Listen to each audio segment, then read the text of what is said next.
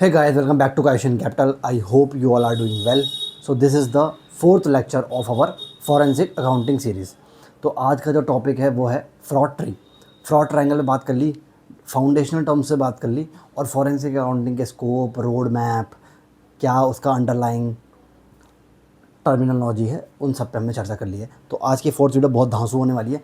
इसमें 3 कैटेगरीज़ होती हैं फ्रॉड ट्री के अंदर, वो हम आपको समझाएंगे। फिर उन एक एक कैटेगरीज़ पे 5-5 मिनट की वीडियोस लाएंगे ताकि आपको मोर क्लैरिटी आए एग्जांपल्स के साथ, ठीक है।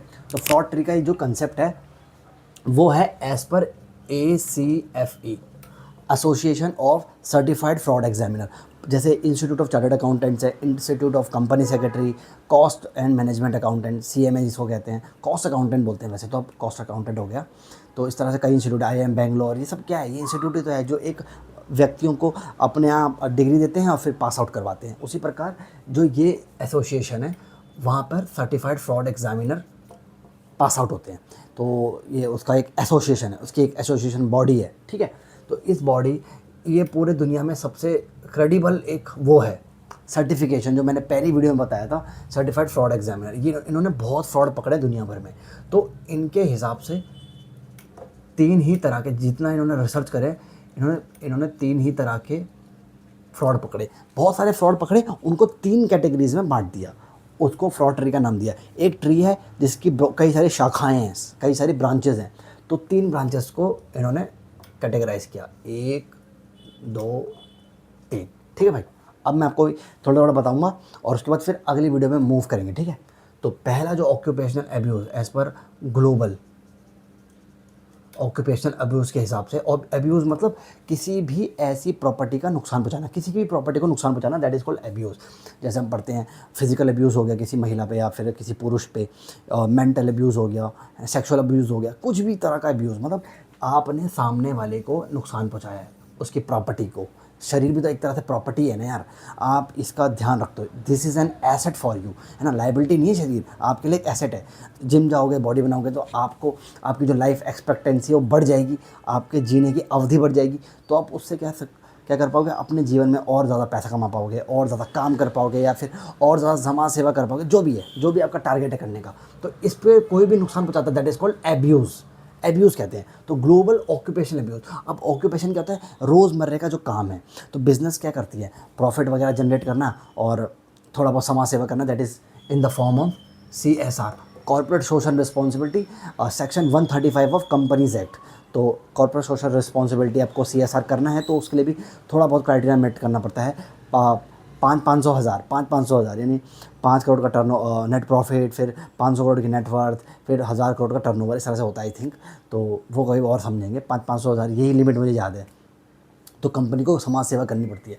तो जो कंपनी ऑक्यूपेशन कर रही है, उसके ऑक्यूपेशन के दौरान जो उसने एब्यूज़ किया, अब वो एब्यूज़ किस प्रकार का है वो यहाँ समझो। सबसे पहला जो एब्यूज़ होता है वो होता है एसेट मिस एप्रोप्रिएशन स्कीम, इसको कहते हैं AMS, asset miss appropriation scheme. इस स्कीम के अंतर्गत, इस स्कीम के अंदर हम कोई भी कंपनी की एसेट को नुकसान पहुंचाते हैं। लेट सपोज कंपनी ने अपने एम्प्लॉयज़ को लैपटॉप दिया, तो उस लैपटॉप को घर ले गए, उसमें गेम खेल रहे हो। ऑल्दो अब तो ऐसा सिस्टम आ चुका है कि आप लैपटॉप में कंपनी के काम के अतिरिक्त आप कुछ कर ही नहीं सकते हो। लेट सपोज आप सोच रहे मैं घर जाकर इसमें यूट्यूब पर गाने सुनूंगा, मैं इसमें ChatGPT चलाऊंगा, तो कई ऐसे लैपटॉप्स होते हैं उन पर आप कुछ कर ही नहीं पाओगे। जैसे बैंकिंग के अंदर ना, बैंकिंग के अंदर बहुत रेस्ट्रिक्शन है, क्योंकि बैंकिंग के सॉफ्टवेयर के अंदर क्लाइंट का डाटा होता है। अगर क्लाइंट का डाटा गलती से भी किसी साइट पर चले गया, ChatGPT वगैरह किसी AI में, तो वो लीक होने का चांस रहता है। या फिर किसी ने बग भेजा आपके पर्सनल मेल पे, आपने लॉगिन कर लिया उस लैपटॉप में, इसलिए पर्सनल मेल भी आप लॉगिन नहीं कर सकते हो बैंक के लैपटॉप में। वहाँ बैंक की अपनी आईडी होती है, ठीक है। वैसे तो हर एसेंचर में जाओ, विप्रो में जाओ, वहाँ अपनी आईडी होती है, बट स्टिल वहाँ एक्सटर्नल मेल आ सकते हैं। बैंकिंग में किसी बंदे को ही परमिशन होती है कि आप एक्सटर्नल मेल रिसीव कर सकते हो। वरना मैं अपने विश्व जॉन्टी वाली आईडी जो मैंने यूट्यूब चैनल पर दे रखी है, आपको कोई भी डाउट होगा तो आप उस मेल पर भी मुझे मेल कर सकते हो, हमारे इनबॉक्स पर आप डाल दीजिएगा मेल, ठीक है। तो मैंने बिस्ट जॉन्टी वाली मेल से, मान लो आप bistjonty@indusInd.com वालों को मैंने मेल भेजा, जो मेरी वहाँ पे आईडी है एज अ बैंक, या फिर bistjonty@sdfc.com, इस तरह से आईडीज़ होती हैं। मैं उस पर मेल भेजूँगा, लेकिन मेल बाउंस बैक हो जाएगी, क्योंकि वो मैं पर्सनल मेल से बैंक की मेल आईडी भेज रहा हूँ। तो मान लो उस बंदे ने क्या किया, वो लैपटॉप घर ले गया, उसने कुछ भी क्रैक कर दिया, सॉफ्टवेयर क्रैक कर दिया, सॉफ्टवेयर डेवलपर होगा, हो सकता है, तो उसने बैंक के एसेट को नुकसान पहुंचाया।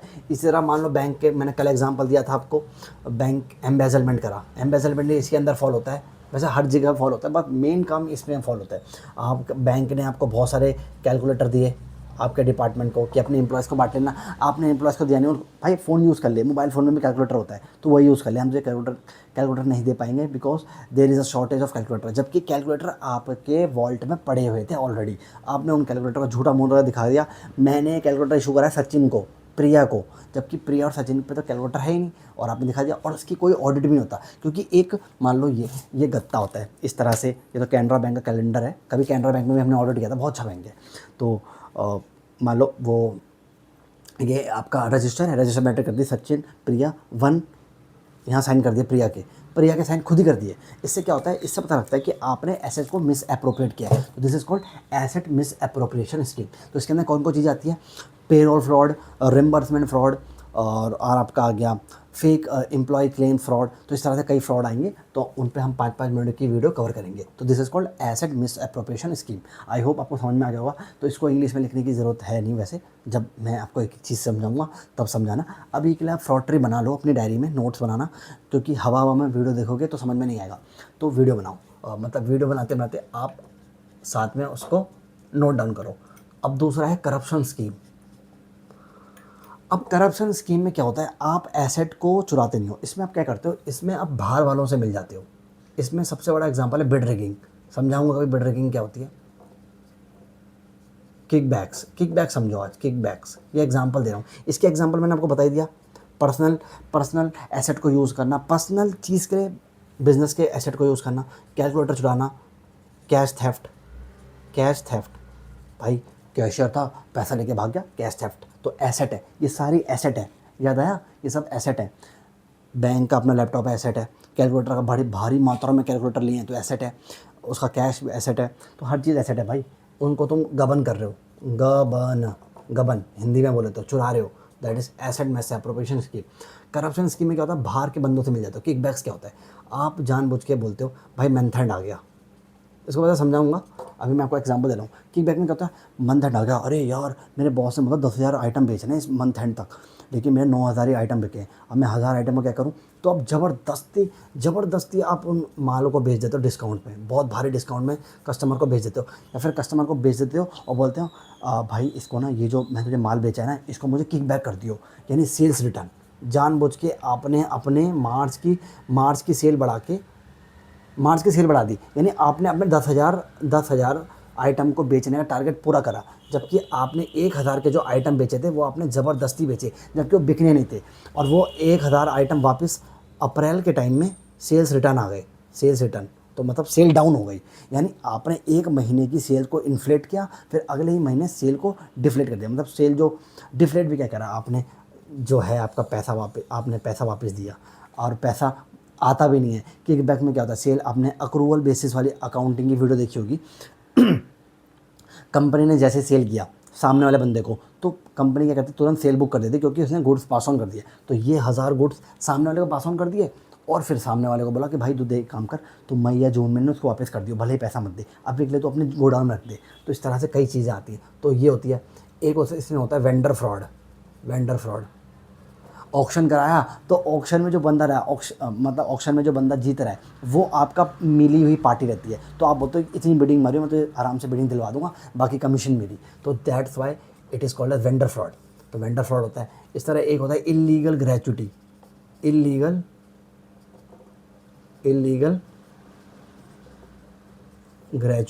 ग्रेचुटी सुना होगा आपने, आपके पिताजी वगैरह कंपनी में काम करते हैं तो ग्रेचुटी बनती है। तो ये चारों इसके स्कीम के अंदर आते हैं, वैसे 5 चीज़ आते हैं, अभी 4 लिख रहा हूँ, ठीक है। This is called corruption scheme. इसमें एसेट का कोई नुकसान नहीं होता, इसमें एसेट को डायरेक्टली नहीं चुराते आप, कर तो कंपनी का नुकसान ही रहे हो ना। आपने यहाँ से कंपनी का आइटम बेच दिया, क्या पता कल को कस्टमर आइटम लेके भाग जाए, क्या फ़ायदा। तो फिर बैड डेट रिकवर करो, फिर आपको बैड डेट की एंट्री पास करनी पड़ेगी कि जितना अमाउंट आना था वो अमाउंट, सेल का अमाउंट हमें रिकवर नहीं हुआ तो वो बैड डेट हो गया, यानी नुकसान हो गया। तो वही है, आप कंपनी का नुकसान इनडायरेक्टली करो, यहाँ डायरेक्ट करते हो, यहाँ इनडायरेक्टली नुकसान कर रहे हो। और थर्ड जो आपकी स्कीम आती है that is called financial statement fraud, जिसे FSF कहते हैं, फिनेंशियल स्टेटमेंट फ्रॉड। तो ये लास्ट आइटम है आज की वीडियो का। फिनेंशियल स्टेटमेंट आइटम में क्या होता है, financial statement like balance sheet, income statement, cash flow, इनमें घुस के अब आप फ्रॉड करते हो। अच्छा, तो इसका मतलब ये है रेवेन्यूज़ बढ़ा दिए, एक्सपेंसेस कम कर दिए, झूठी मोटी बोगस एंट्रीज दिखाई, बोगस एंट्री, बोगस हिंदी, अभी तो मैं आपको ऐसे दिख रहा हूँ, वैसे तो कैप्शन ऑन करोगे तो आपको दिख जाएगा। अभी ये ज़्यादा नोट डाउन करने की जरूरत नहीं है, आप बस ये नोट डाउन करो, financial statement fraud, corruption scheme and asset misappropriation scheme. और अगली वीडियो जो डाउनलोड मतलब डालूंगा तो उसमें फिर इसकी चर्चा होगी। फिर जब ये पूरा पार्ट खत्म हो जाएगा फिर ये पार्ट खत्म होगा, तो ये फिर फॉरेंसिक एनालिस्ट के रेशो हम डिस्कस करेंगे। उसके बाद हम प्रैक्टिकल वर्ल्ड में घुस जाएंगे। ठीक है, तो रेवेन्यूज़ बढ़ा दिए, एक्सपेंसेस बढ़ा दिए, बोगस एंट्रीज पास कर दी, जो खर्चा आपका हुआ ही नहीं आपने वो भी दिखा दिया। मैं हरियाणा गया था तो मेरा इतना तेल फूक गया, मेरा इतना पेट्रोल फूक गया, जबकि आपकी गाड़ी तो गोडाउन में खड़ी थी, आपकी गाड़ी तो फैक्ट्री में खड़ी थी, आपकी गाड़ी तो पार्किंग में खड़ी थी, तो गाड़ी गई नहीं, लेकिन हमें तेल का, वही जो कल एग्जांपल देता हल्दीराम में, तो अपने पेट्रोल पंप का खर्चा किसी से बिल वगैरह निकलवा दिया और उस बिल को क्लेम कर दिया। This is called as financial statement fraud. आप किसी भी तरह फिनेंशियल स्टेटमेंट में फ्रॉड करवाते हो। ठीक है, एसेट को बढ़ा दिया, लाइबिलिटीज़ को घटा दिया, यानी प्रूडेंस कंसेप्ट, जिस पे मैंने ऑलरेडी वीडियो डाली है, प्रूडेंस कंसेप्ट का अपने ब्रीज किया। प्रूडेंस कंसेप्ट उल्टा कहता है, वो कहता है लाइबिलिटीज़ को कम मत दिखाओ और एसेट को ज़्यादा मत दिखाओ, और तुमने इसमें उल्टा किया, एसेट को ज़्यादा दिखा दिया और लाइबिलिटीज़ को कम दिखा दिया, उल्टा कर दिया, तो आपने प्रूडेंस कंसेप्ट का भी ब्रीच किया। तो ये है पूरा कंसेप्ट फ्रॉड ट्री का। और हाँ, लास्ट में एक बता देता हूँ, लेट सपोज आपको बोला गया, आप फॉरेंसिक अकाउंटेंट है, आप फॉरेंसिक अकाउंटेंट हो, तो आपको बोला गया भाई 500 करोड़ का फ्रॉड हुआ है, तो आप सबसे पहले एरिया देखोगे, वो एरिया 3 ही जगह में बटेगा, 1 2 3। आप बोलोगे भाई कहाँ फ्रॉड हुआ है, अच्छा पेरोल स्कीम में फ्रॉड हुआ है, यानी एसेट। पेरोल में क्या होता है, बैंक का पैसा या फिर किसी भी ऑर्गेनाइजेशन यहाँ फ्रॉड हुआ है, तुमने ऐसे झूठे झूठे एम्प्लॉयज़ आपने हायर कर लिए, घोस्ट एम्प्लॉय इनको कहते हैं, और उनमें धड़ाधड़ उनके अकाउंट में सैलरी का पैसा पहुँचाया। ऐसे कई बार हो चुका है, छोटी कंपनीज में ज़्यादातर ये होता है। एचआर का टारगेट होता है कि भाई इस बार 50 एम्प्लॉय हायर करने हैं, 25 ही कर पाए, तो 25 को फिर घोस्ट एम्प्लॉय दिखाया जाता है और उनका एक फेक अकाउंट बना दिया जाएगा ICICI बैंक के साथ, HDFC बैंक के साथ, जो भी है, और उनको फिर कंपनी के अकाउंट से धड़ाधड़ सैलरी दी जाती है, 25,000 20,000 जो भी मिनिमम स्टाइपेंड जो डिसाइडेड है ऑफर लेटर में, झूठे ऑफर लेटर छापे जाते हैं। तो आपको बोला गया 500 करोड़ का फ्रॉड हुआ है, तो पता लगाओगे पेरोल फ्रॉड हुआ है, अच्छा वो यहाँ फॉलो हुआ, अच्छा ऑक्शन में फ्रॉड हुआ है तो वो करप्शन में हुआ, अच्छा रेवेन्यूज़ बढ़ाए मतलब सेल्स को बोगस एंट्री मारी है तो यहाँ है। तो इस प्रकार से आप डिसाइड करोगे कि कहाँ कहाँ फ्रॉड हुआ। और वैसे भी अभी तो इस वीडियो में डिसाइड नहीं कर पाओगे, धीरे धीरे जब सब सीखोगे किकबैक्स क्या होता है, इलीगल ग्रेचुटी क्या होता है, रेवेन्यू को कैसे इन्फ्लेट